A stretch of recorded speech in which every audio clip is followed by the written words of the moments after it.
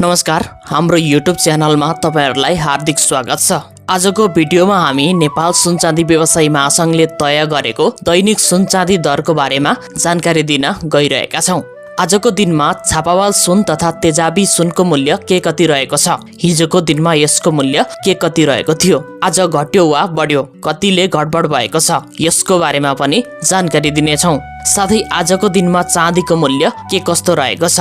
हिजोको तुलनामा घटेको छ या बढेको छ? यसको बारेमा पनि चर्चा हुनेछ। नेपालमा विभिन्न चाडपर्वहरू दशैं, तिहार, छठ, तीज साथै विवाह, व्रतबन्ध, जन्मदिन लगायतका कार्यक्रममा सुन चाँदीको बिक्री वितरण हुने गरेको छ। अझ विवाहमा त सुनको बिक्री वितरण धेरै हुने गरेको छ। जुनसुकै समयमा पनि मानिसको ध्यान सुन चाँदी दर के कति छ भन्नेमा रहिरहन्छ। त्यसैले पनि सुन चाँदी दरलाई सर्वाधिक चासोको रूपमा हेर्ने गरिएको छ। यसैलाई मध्यनजर गरेर आजको भिडियोमा हामीले सुन चाँदी दरको बारेमा जानकारी दिन गइरहेका छौं। आजको दिनको सुन चाँदी दर यस प्रकार रहेको छ। आज मिति